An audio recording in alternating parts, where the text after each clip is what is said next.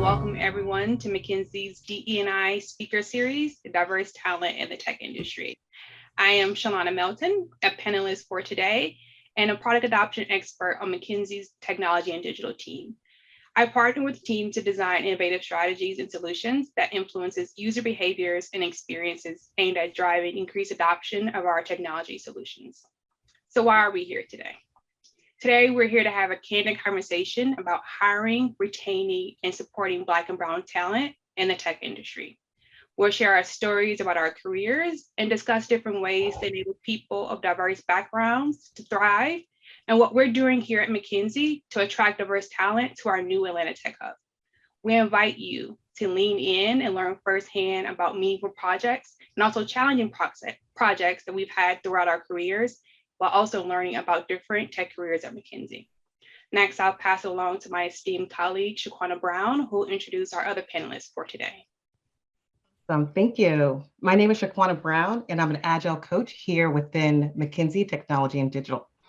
As an Agile coach, I coach teams and individuals on a variety of topics with the ultimate goal of helping teams increase their organizational agility and capacity for innovation. I am really excited today to introduce our panelists that we have speaking with us today. First up, we have Jonathan Keep. Jonathan Keep is our Director of Cloud Security here at McKinsey and former CISO at Viacom CBS Streaming with over 12 years experience in information security, cybersecurity, cloud security, and cloud architecture. He has worked as subject matter expert in these aforementioned security domains across several industries, including fintech, the federal government, media, and media entertainment. He has his areas of expertise. His areas of expertise are in container security, infrastructure as code, application security, and network security. Jonathan has a Master's of Science in Information Systems with an emphasis in cybersecurity, as well as several industry-leading certifications. Jonathan currently manages a team of cloud security architects and cloud security engineers with initiatives to advance cloud security posture, management, and DevSecOps for the firm. I'm also excited to introduce Sherelle Dorsey. Sherelle Dorsey is an American data journalist and entrepreneur. She's the founder and CEO of The Plug, a distinctive Black tech news and insights platform covering Black innovators in tech, venture capital, and future of work policy, and more. Prior to launching The Plug, Sherelle founded Black Tech Initiative, an award-winning hub that has supported over 2,000 entrepreneurs and technologists of color throughout the city of Charlotte. The company was acquired just last year by City Startup Labs. As a speaker and a presenter, she has graced stages and inspired inclusive ecosystem builders and leaders at South by Southwest, Amazon, the US Chamber of Commerce. I can go on and on. In 2018, she was named one of CNET's most inspiring women. Last year, Adweek named her one of the top 100 creative business leaders. Sherelle's work has been featured in many notable publications, such as Vice, Washington Post, and Seattle Times, just to name a few. And most recently, Sherelle has authored Upper Hand, The Future of Work for the Rest of Us, which delivers a personal and eye-opening exploration of how to ensure that marginalized communities aren't left behind as technology continues its march forward. Welcome, Sherelle and Jonathan. It is an honor to have this conversation with you today. Thank you for having us. Exactly, thank you. Pleasure to be here. So we're here to talk about diverse talent in the tech industry. As prominent Black leaders within the industry, we'd like to start with you. What is your tech origin story? And perhaps, Sherelle, we begin with you. So I did not think that I would get into tech. I thought I was going to be a tap dancer and end up on Broadway and dance with Savior Glover. So for me to kind of go into tech, it was definitely sort of this battle between the left brain and the right brain. My grandfather hopped off the bus from Detroit to Seattle in the 1950s and was one of 1,200 Black employees that were hired by Boeing at the time. He did not finished his high school education. He got drafted into the Korean War, got back, was a young man with a young family that he needed to support, and entered a vocational program that allowed him to learn electronics. And that gave him his ticket to a pipeline opportunity that allowed him to work on an assembly line at Boeing as an aircraft technician. And that life that he was able to build for himself, this is again like pre-affirmative action, pre-mandates around general representation and hiring practices for Black people to be able to enter certain spaces. And he was able to use that opportunity, making $2.83 per hour at Boeing, to build a life for his family. And eventually that led to him, really solidifying himself in the Seattle sort of tech and Black community, and buying me and my cousin our first computers.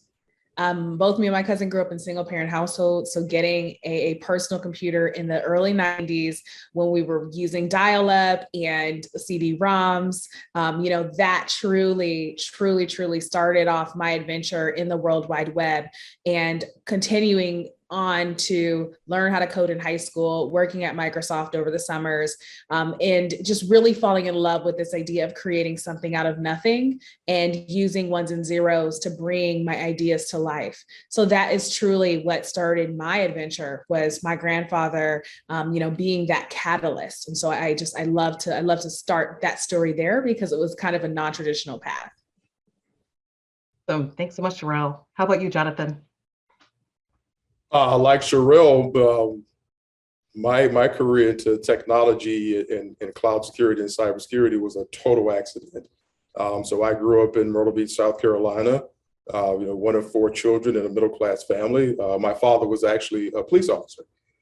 He was actually the 3rd African-American police officer ever hired at the Myrtle Beach Police Department. So, my family and I and my sisters, we sort of had this regiment in our household that, my father was pretty demanding for us to apply ourselves and whatnot. And in the beginning, I applied most of my energy to education and being an athlete. So for years, I played football, and we don't play collegiate football, but anybody who plays sports, at some point in time, that's going to come to an end.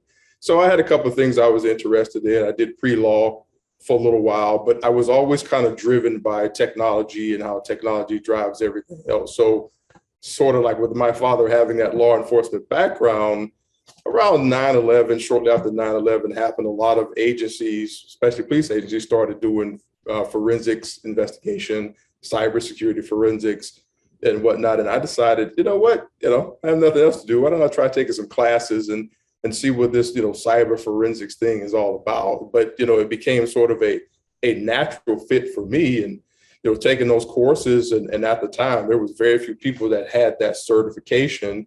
And quickly, my inboxes started lighting up because I had that cert, but I didn't have a whole lot of work experience because at the time, it wasn't a huge demand for it. But I was very fortunate at the time to work for a local bank just before probably the whole real estate crash. And originally, I really wasn't in the security department. I was in system admin, sort of working in their marketing division.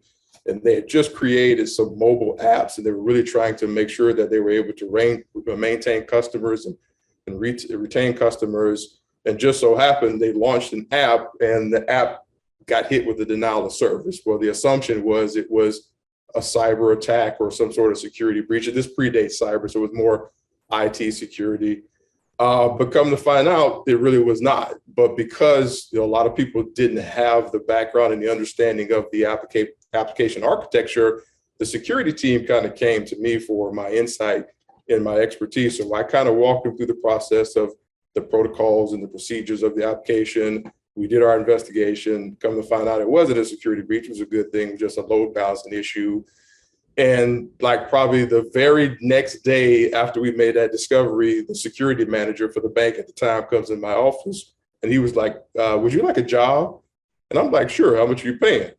So, that was kind of like, where it all began and where it all started. And, just from there, it became a passion. And I think for me at that point, I always realized that no matter where you are, no matter what company you work for, be passionate about what you do.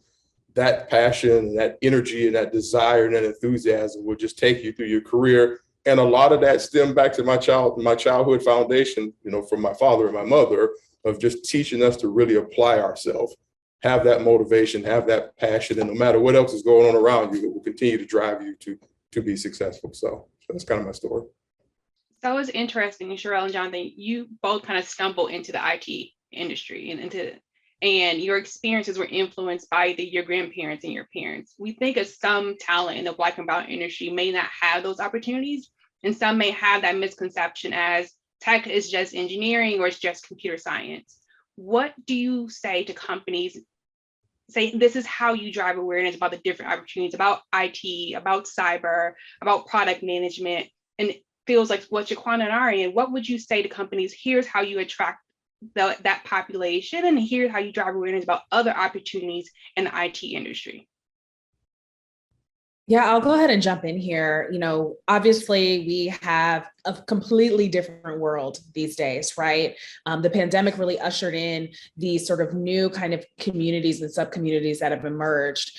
Many of us are familiar with Black Tech Twitter. I'm not sure if the chat feature is being used, but if you're part of the Black Tech Twitter sort of mafia, please go ahead and toss that in there. I probably spend way too much time online, but between environments like Clubhouse or LinkedIn, Twitter Spaces, which has just emerged, these ideas of audio rooms and chats, particularly talking about and people connecting with folks that come from very similar backgrounds such as themselves, there's an information sharing that's taking place in real time that is absolutely fascinating. I speak about it a lot in my book, In Upper Hand, The Future of Work for the Rest of Us, because many of us, as you mentioned, Shalana, some of us don't have those connections. My mother wasn't a technical person, but she at least was able to push me into environments where she knew other folks that could teach me, right? And so a lot of times, especially in Black and Brown communities, we're always one degree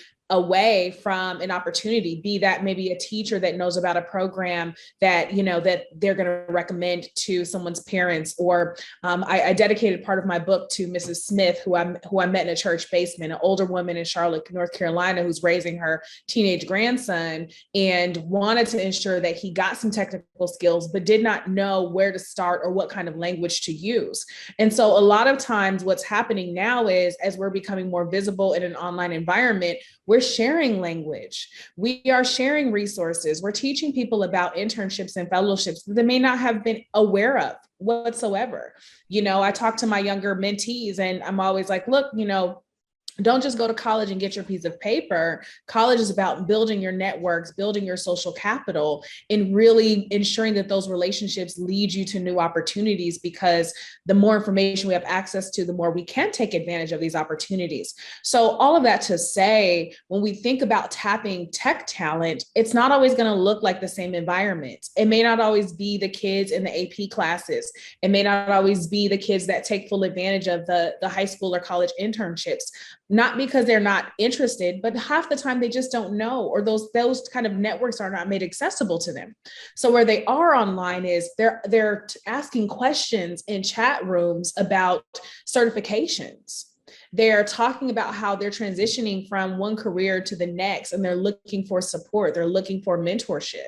And so if we show up in those places in mass, we can share both information and meet with people who traditionally may not be in the pipeline, or they didn't go to the right school. Maybe they started off at a community college program. Maybe they just got some certifications, but they got a degree in something completely unrelated, but those skills are still very transferable. So we have to be aware of these conversations that are definitely taking place. I mean, there was like a 6-hour call that Kanika Oliver, kind of hosted, who has some cybersecurity background as well, and she works in government. And people were just asking questions about, okay, well, which certifications are going to be the best? And then employers were in there talking to some of these folks and saying, listen, we have this program, drop us a line, or, here's an email list, sign up to learn about opportunities. So you kind of have to go to where people are gathering and not be afraid to participate in those conversations. Thanks so much. No, absolutely. Yep. Sorry, go ahead, Jonathan. Mm-hmm. No, I absolutely concur with Sherelle 100%. I think programs and online platforms are absolutely great for awareness, But I also think a lot of tech companies should take the onus themselves too, to also cultivate and look for this type of talent and bring it in. One example is a lot of the cloud service providers are having apprenticeships, and they're paid apprenticeships. And they're literally finding these people from non-technical backgrounds. They're looking for people with the military and veterans and people who are looking for career changes. And they're giving them the opportunity to get that tech industry exposure. And what that does, not only are they learning the craft and also getting paid for it, it's also generating that passion that I went back to. Like, a lot of people don't realize that they can do tech. There's a level of, they think it's untouchable. They think it takes 10 years of studying in school, that you have to get all these certifications. All that is good, but a lot of technology is also hands-on experience. And I think apprenticeships gives you that hands-on experience. It allows people to be contributors, not only individually, but also from a team-oriented standpoint of view, where you're now building that knowledge, but you're also building that network, you're building that circle, and you begin to see people become more enthused about it through those apprenticeships. So, one thing I've tried to do throughout all the companies I've worked for is start those type of programs. They're not always paid. Sometimes they're internships, but we've also tried to extend that to the apprenticeships, because once again, it gives people that motivation, because they could be transitioning through careers. They could be transitioning from education, this being their first job. And of course, everyone's concerned about, paying their bills and whatnot. But by having the apprenticeship, it allows them to have some sort of financial freedom, but at the same time, they're learning a career that could transcend for them for the next 20 or 30 years. That is awesome. And thank you. And for those who can't see the chat, Sherelle's sharing some resources there about how Career Karma and Boot Up are platforms that are helping non-traditional talent get into and land careers in tech. Thank you so much for sharing that. And I appreciate the both of you kind of pointing to what both companies are doing to generate awareness, but also about how the diverse talent, how they're going out, leveraging their social media networks to ask questions and explore and, help to kind of demystify, if you will, the technology industry. Can you share a little bit more about your experience in tech, specifically around how did you, once we get that career and start that career, how did you continue to thrive in an environment where sometimes you were the only one in a room?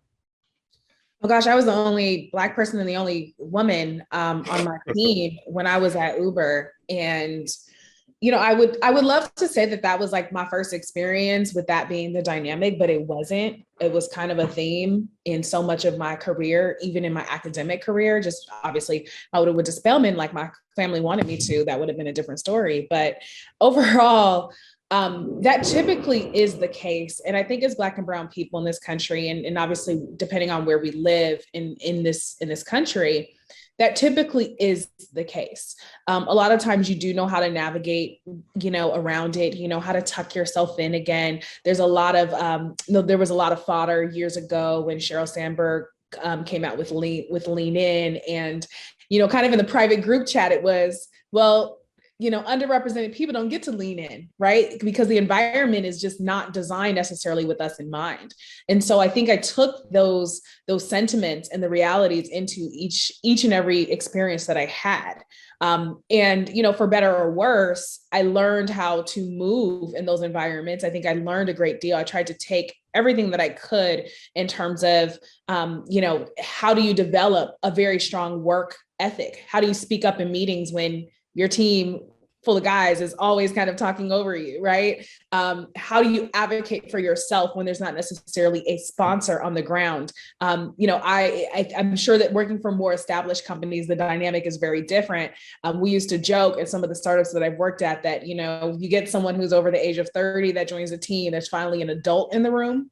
And so kind of also dealing with some of the dynamics of just working for early startups where culture was not necessarily present. So companies that are much more well established kind of have this unique opportunity to change and create much more welcoming environments, and ensuring that management and leadership have the necessary training to circumvent some of the things that happen with biases naturally, just as human beings. I'll recall to a campaign I was able to land with a major retailer, and I was very, very proud of this campaign, and had just kind of like done my postmortem with my team. And I remember my manager saying, "Oh, you should go talk to like this guy on this other team who landed this really cool deal." And it was like the most dismissive thing I had experienced, because I was like, "Well, but I literally just did this, so I'm not understanding what this person has done differently that I didn't just prove and bring to the table." I had to constantly prove myself over and over and over again. And so, that can be a very stressful psychologically, emotionally, and even when we talk about our spirit coming to work every day and feeling as though your work is not valued or that you are not seen, that can be really, really tough. Now that I run my own company at The Plug, and we cover the Black innovation economy, we're news and we're insights focused. I have mostly underrepresented folks on my team. And what I've seen is the reprieve that many of them have, the stories that they tell about where they were belittled publicly, or just generally like dismissed. And so when we talk about even just workplace PTSD, I remember that. I see that from my team having to recover and rebuild their confidence and rebuild their sense of self, and feel free to share their ideas, feel free to make mistakes. That latitude is not always afforded when you are underrepresented in a majority space, unfortunately. Yeah, no, I had some very similar experiences myself too. But one thing that I had for me, I was always able to revert back to my athletic career. I had a coach, and he always told me, "Go hard or don't go at all." So whenever I went into the room, it was about going hard. Now, of course, I adjusted that over the years as I changed my environments, but it was always about being a contributor to the team. Like for me, of course, yes, a lot of times I'm the only person of color in the room, and in some cases, I'm the only person of color that's a male also in the room. But it was about, I'm here to be a contributor. Forget my skin color, forget what I look like. Like, we're here for an absolute ultimate goal, and let me show you that I'm here to deliver, and I know how to deliver, and this is what I'm going to deliver. So really building those relationships and trying to build up some of that rapport. And even still, you're going to have some individuals that have mindsets that you're not going to change. So you don't really look to change other people's mindset. What you do is you make sure that as a person of color, as you say you're going to do, those actions are equivalent to that. And that was sort of, for me, not only in my career where, I was more system admin and then being more support services and working my way up, but that was also the training ground for me going into leadership, because I knew as I moved up into more senior leadership, the philosophy wasn't going to change. It was still about, being that person who has actionable things to bring to the team, to be the contributor, to be able to be an advisor in some cases, but also I could get my hands dirty, roll up my sleeves, and be a practitioner whenever necessary. And what happened for me, I became that person that people knew they could count on. So when there was a problem, when there was an issue, or there was something where a decision was sort of in the background, it was stagnated, Jonathan became that person to go to kind of help be a referee or to be a liaison to help kind of make that final decision to get across the finish line. And I think that was, not only was that beneficial for showing, the proof is in the pudding, the action that I said I'm going to deliver, I'll deliver, but it also built up a level of confidence in myself, because I also saw that, yes, I can be a problem solver. Yes, I can be a decision maker. But then I also learned, as I became a mentor myself and I started mentoring others, I shared those stories with them, and I shared that philosophy with them, hoping that it was something that would resonate, as they develop in their career. So fast follow up on that, Jonathan, when you think about, and you also for Sherelle, you think about you've both been able to thrive in your careers. And some individuals may be just starting out in the tech industry. And sometimes they don't feel as though being a person of color, they're able to bring them whole selves to work, especially starting out. And if they're the only in the room, what would be your points of recommendation to say, hey, you go hard or go home, like you said, Jonathan, but here's how you bring your whole self to work while you're continuing to thrive and build those relationships and make contributions? What would you say to those individuals just starting out? For me, I always had a circle to support me. I always had friends and families as well as colleagues in and outside of the industry that I was in, and I would sort of work with them to kind of hone my presentation. And I'd bounce ideas off them, and they'd give me feedback, and they would be supportive, and they say, well, maybe this is not going to work. Maybe that's not going to work. Although they didn't really know the audience, they knew me, and they knew what I was trying to present and what I was trying to deliver, and sort of having that mentorship. And then also really look for your allies in the organization. In every organization, in some way, shape, or form, brown and Black people, we do have allies. Like, we don't always know it in the beginning because we don't always show ourselves, as you said, until you feel comfortable. But there are allies there. There are people who share our story. There are people who have been through, similar trials and tribulations that we have. So try to locate those allies in the organization, work with those allies. They may or may not be your mentors. They may just be colleagues.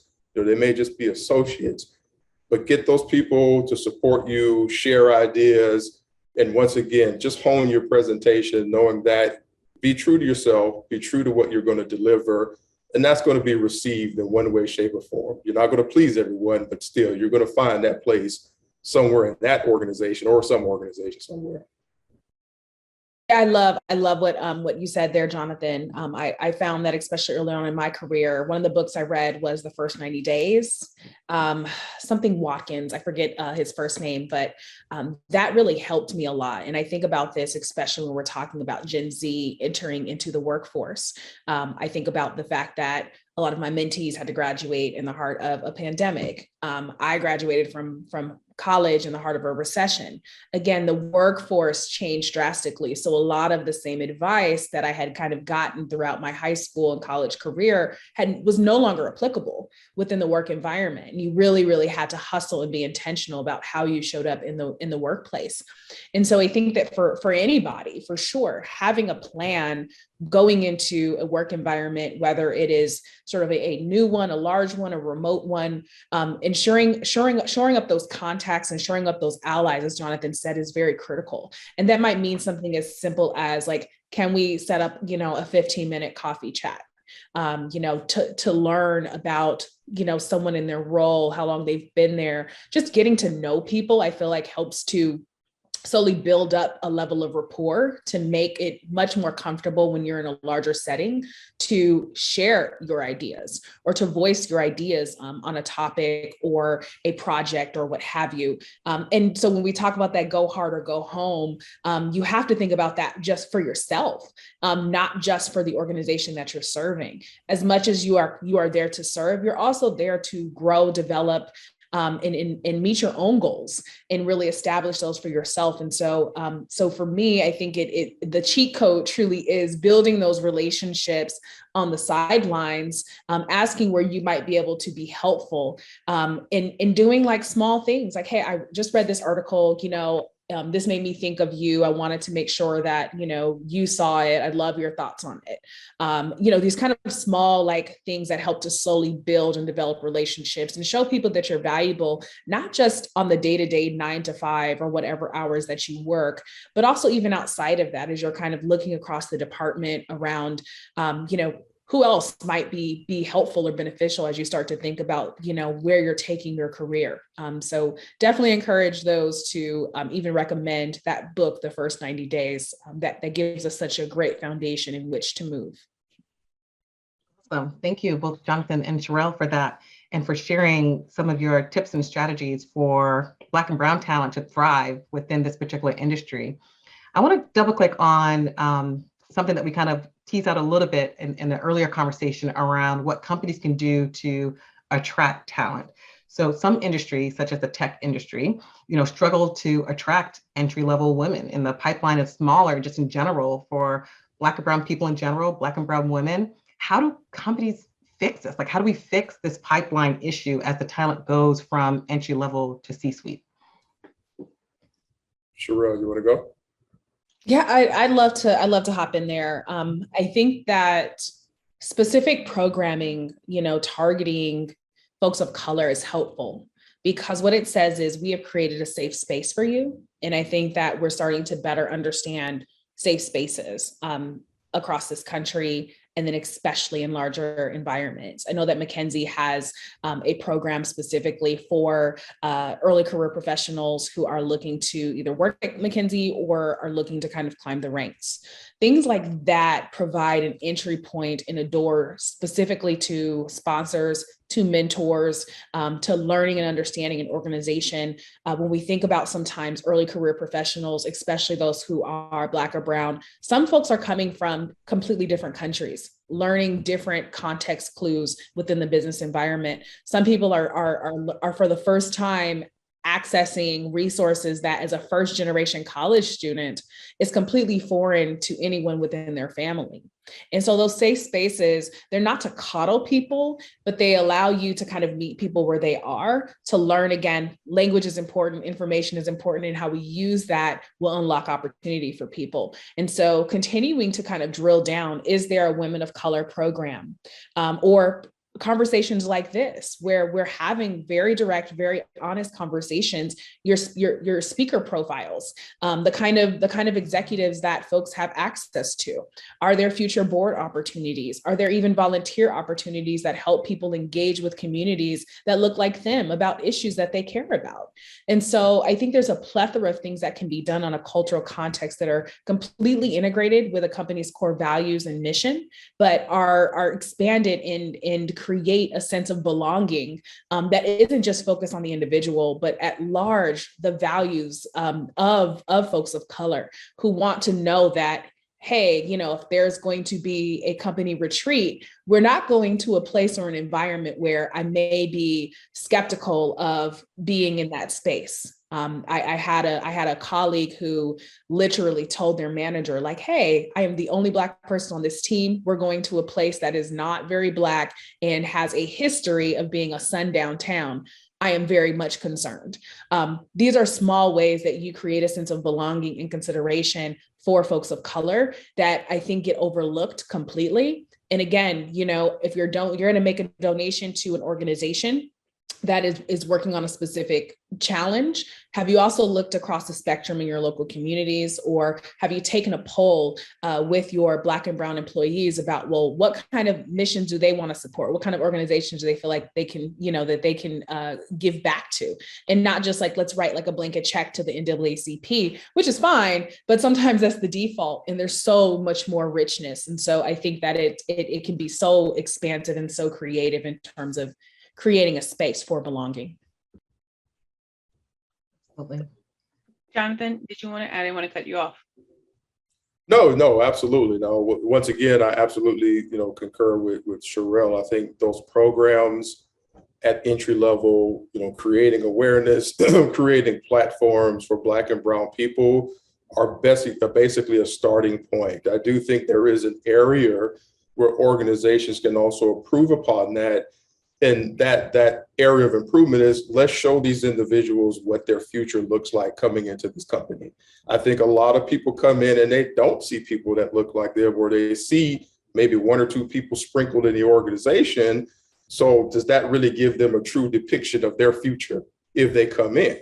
So make sure that there's a pathway, make sure you talk about career development, make sure you talk about equity and inclusion and what that really means for that individual, he or she, in their role as they join the organization. Because, someone like me, I'm a visual person, and I know how to basically try and forecast where I see my next move. A lot of people think that way. Like, if they feel like their next move may be an uncomfortable one, that the organization can help them say, you know what? No, we absolutely want your individual contribution. We absolutely like the fact that you're a brown and black person of color who's bringing a different aspect of not only technology, but just a different aspect of a viewpoint. And this is how your future could look in contributing to the organization and the betterment of the organization. And I think a lot of people get very hesitant when they join some of these programs because they don't get that aspect. They're like, okay, this is entry level. I know what my first 30 days is. I'm going to go through an onboarding process. I join the company, then what's next? Then what do I do? How do I develop? How do I grow?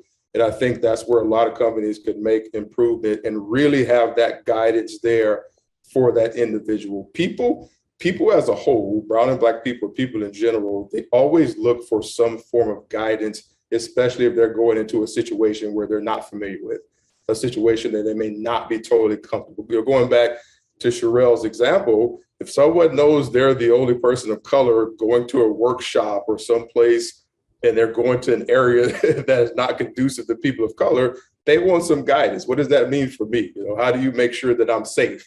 How do you make sure I'm protected when I'm there? So that helps that comfort level. So I really think that's where all companies, tech companies, fintech companies, other organizations can make that improvement about what does the future look like for this person of color when they come into the organization. I love that. And coupled with what Sherelle said, it's more about culture change. It's not just about initiative and you're checking about, it's about changing the culture for the betterment of everyone and not just one simple subgroup of people. And to your point, Jonathan, when you think about the overall journey of a potential employee, it's the interviewing process of having people who look like them and then having them on board. You think about once that person actually comes up on board and what the process is. For us, it's kind of making your own McKinsey, but for others, they want a step-by-step guide of what's the process for me to stay with this company and grow. To that, when you think about retention process of retaining people of color, what would be your recommendation to make sure that people of color are staying and thriving at those tech companies they choose to join? Want me to start? Yeah, Jonathan, feel free to hop in. That's fine. Okay.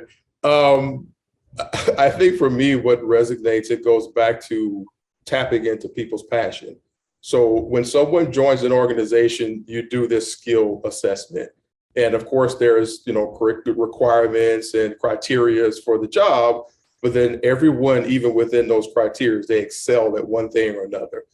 Some people may be more great with collaborating with a DevOps team. Some people may be more great with, getting in and doing, CI/CD pipelining for, the product teams. But whatever it may be, understand that skill, understand that passion for that person, and make sure as soon as they join your organization, they're allowed to flourish with that. So, it's going to be a learning process. It's going to be some new processes within an organization that everyone has to adjust to.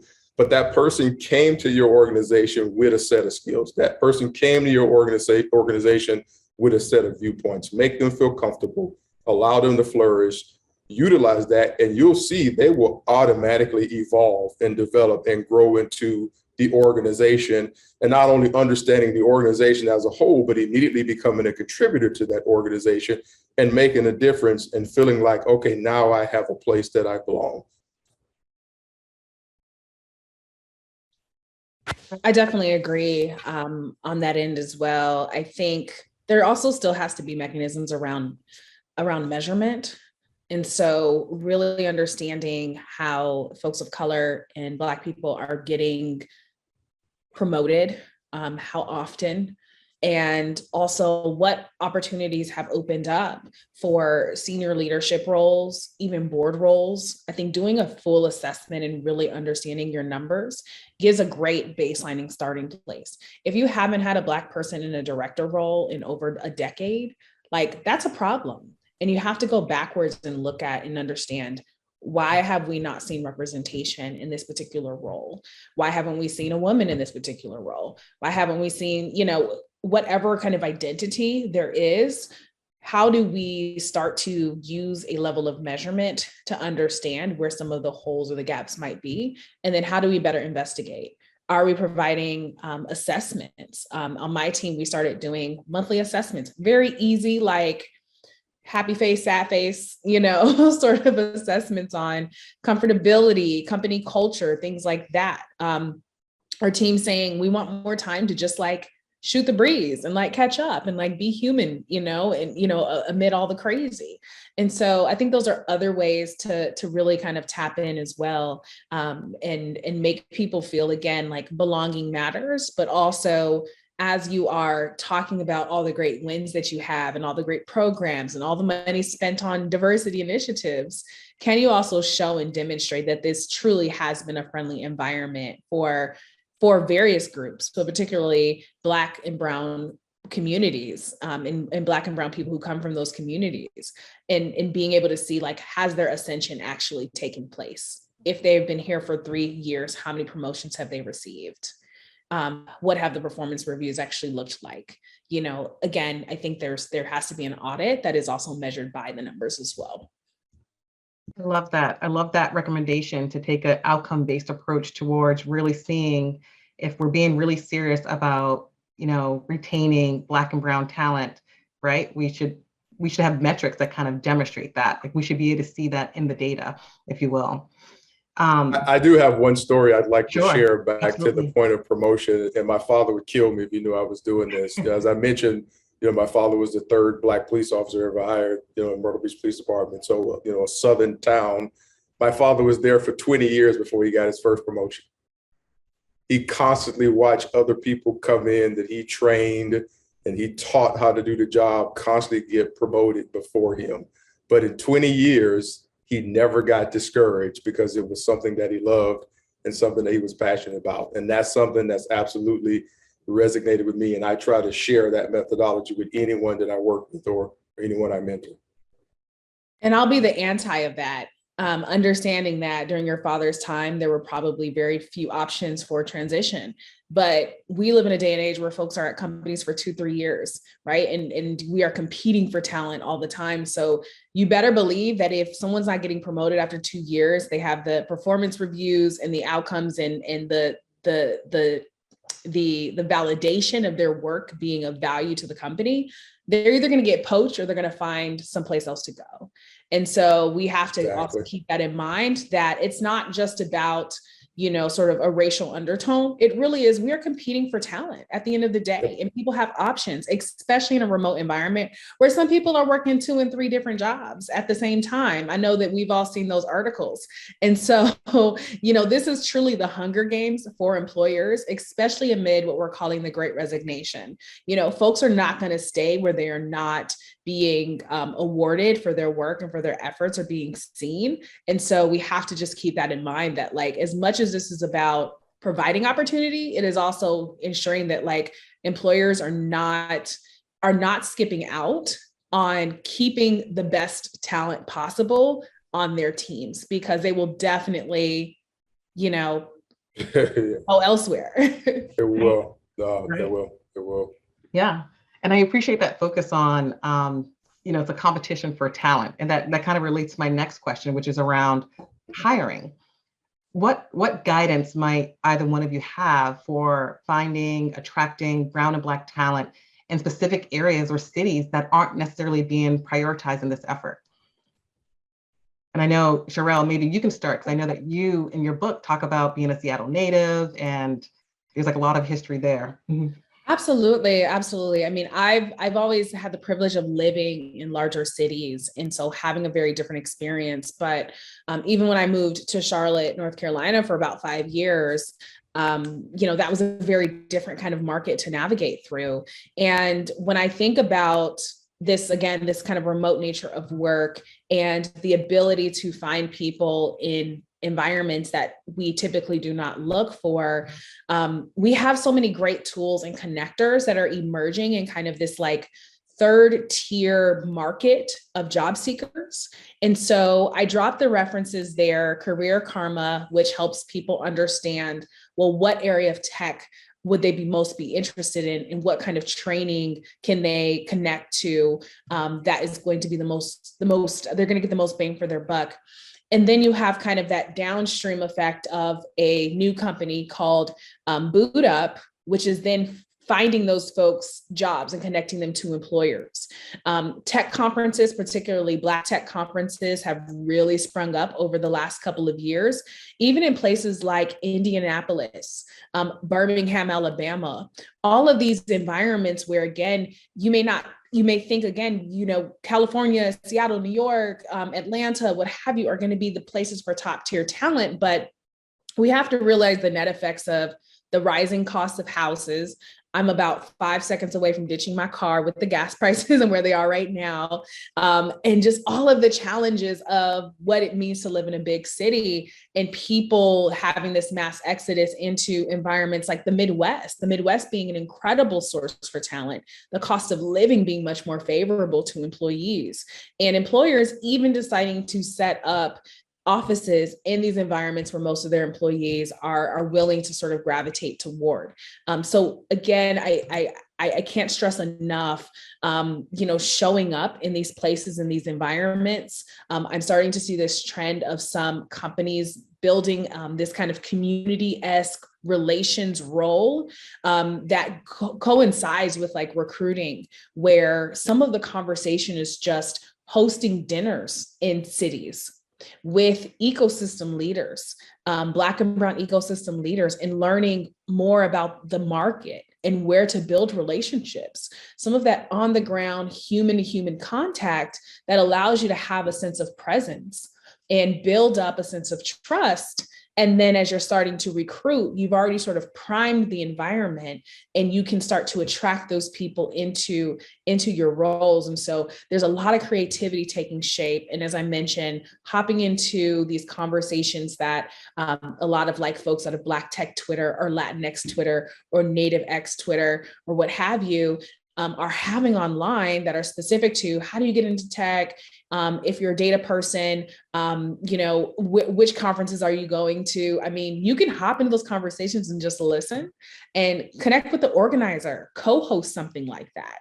Find these influencers who are on Instagram, like literally sharing, tips and tricks on work and projects. I just became part of a private like Black Twitter Notion community.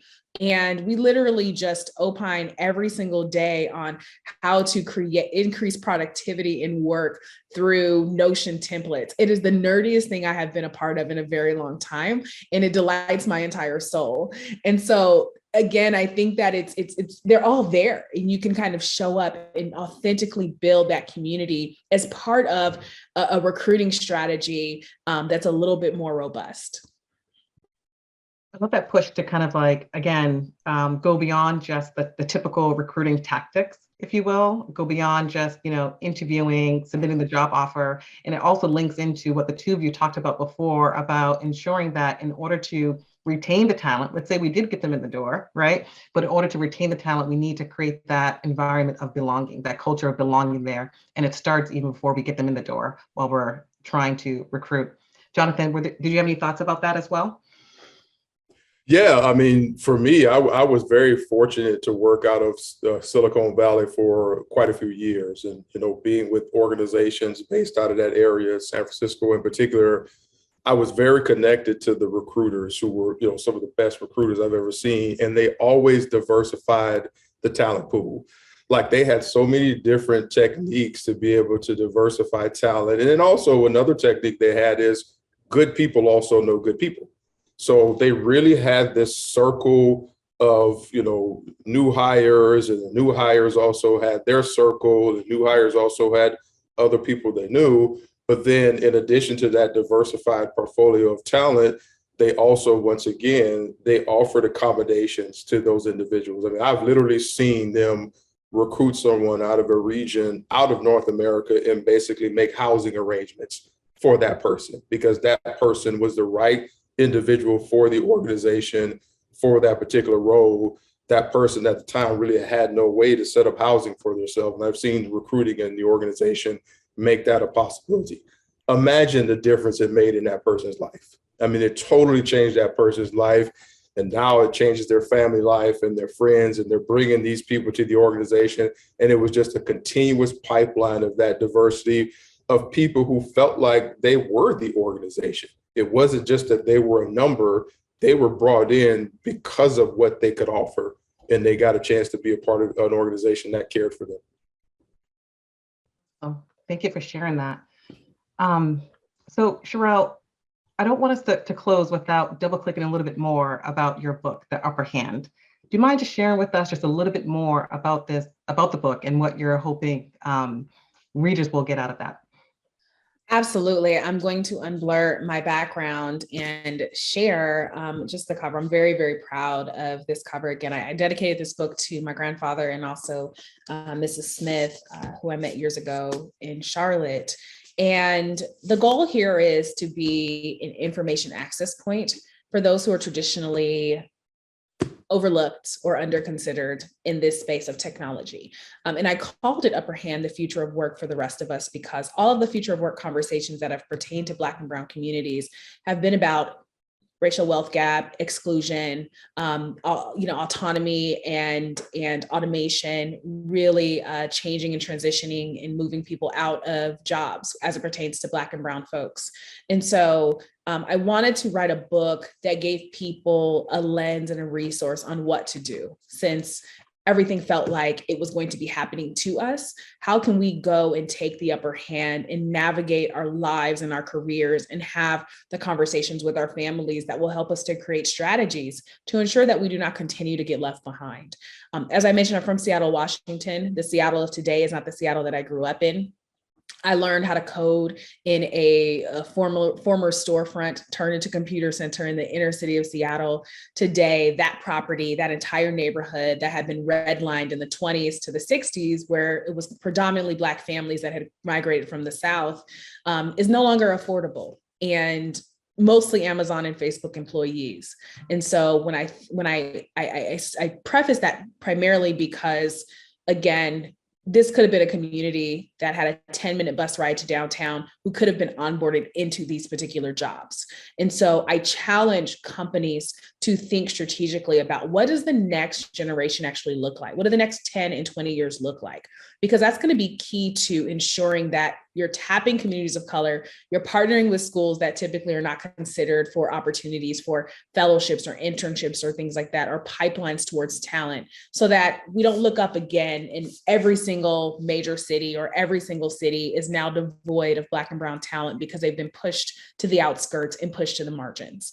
So that was a very long response to your question, but that really is the gist of the book. I define terminology. I have exercises for families here. I spent an entire chapter outlining all the jobs of the future, the salaries, the prerequisites. And the book is not meant to be a coffee table book. It truly is that pick it up each quarter. And for those who don't have access to folks like us who are on this panel, that they have a book that can provide them some level of guidance so that at least they have a starting point. So that we have that upper hand. That is awesome, Sherelle. Thank you for doing. I hope everyone goes and reads her book and digests it. This has been a great conversation, especially around culture change, attracting Black and Brown talent in non-traditional channels, being able, companies putting themselves out there to attract that talent and build those pipelines, while also, Jonathan, I'll use your quote, going hard in the paint to make sure we have those mentors and allies and coaches, so that tech talent can continue to thrive with whichever employer that they have. So to make things come full circle, McKinsey is opening up a new tech hub in Atlanta and kind of shaking things up and thriving there. And Jonathan, I'll come to you and ask you, what types of things, knowing you're based in Atlanta, is your team doing to attract new talent there? And what roles are you hiring for? I'm heavily involved in many different recruiting avenues. So not only working with our internal recruiting team, I've also been a part of virtual recruiting workshops and platforms. One recently, I worked with Barika and a team that was focused on technology in the LGBTQ community. Also tapping into the McKinsey Black Network as well too, working through some of those contacts in there to be able to bring in referrals and talent from that aspect, and making sure immediately when I get those referrals, we get that to the recruiters so we can set these individuals up for interviews. For me, I focus on a cloud security program where we're building it up with cloud security architects and cloud security engineers who are very practitioner-based and knowledge-based and hands-on. So a lot of my current colleagues that support me across the cloud security platform, they are former software engineers, former DevOps engineers, SREs, and they evolve that security aspect of in the cloud of building cloud security posture and doing risk reduction. So that's sort of like the background and the skills that we're recruiting for. And it's been very successful. I mean, once again, we've also opened up outside of the southeastern region because that talent is abroad, but we are seeing, for example, I'm a person who benefited from Georgia State's program that focuses on cybersecurity because that's where I got my master's from. And then there's also Georgia Tech and other universities that are actually, they have a pipeline of that Black and brown young technical talent that's coming out. And I'm hoping, through a lot of the platforms that we have, we can tap into those individuals more and more every day. Thanks for sharing. And just to kind of reemphasize what you were sharing, some of the other roles that our T&D, our technology and digital team, are looking for, agile coaching, UX design and research, product management, data scientists, and the list goes on. But some of the things that we mentioned today that McKinsey is actually implementing to make sure that we're diversifying our talent and bringing our best to the table. We have dedicated recruiters who are partnering with our HBCUs locally in Atlanta, whether it be Clark Atlanta University, Spelman, or Morehouse colleges. We've had a T&D summer internship focuses on STEM. We've partnered with Morehouse to have an engineering internship, and the list goes on, whether we're recruiting from conferences such as Afrotech, NESB, Lesbians Who Tech, et cetera. We're focusing on diversity and not just where it's like people of color, but overall it's LGBTQ and other employee resources group. But McKinsey is there, and we're putting, what is it to say? You're putting our money where our mouth is. Well, Sherelle, Jonathan, we want to thank you for spending your afternoon with us for this conversation about diverse talent in the tech industry.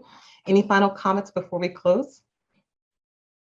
Thank you so much for having me. And I really enjoyed this talk. And Jonathan, I love just learning from you, but thank you. It's great to hear about the McKinsey initiatives as well. Yeah, no, thank you as well, too. And thank you to the other panel members. I just think we just really need to figure out a way to continue these type of discussions and these type of conversations and put measurables and action items to them. So, one thing that Sherelle said earlier, where's the metrics? Let's be able to go back to the numbers and let's see the improvement over time and see where things are working and see where we need to make improvements. So this was great. This is exciting. I will take time off to do these type of these type of events anytime. We want to thank everyone who's watching for attending. We have a couple of calls to actions for you. Number one, check out Sherelle's book, Upper Hand. It's available on Amazon and probably some other places as well. And from McKinsey, we will stay in touch about future events in our DEI speaker series, other events, and career opportunities within McKinsey Tech. If you're interested in exploring more options, visit mckinsey.com/careers, and you can find technology and digital under interests.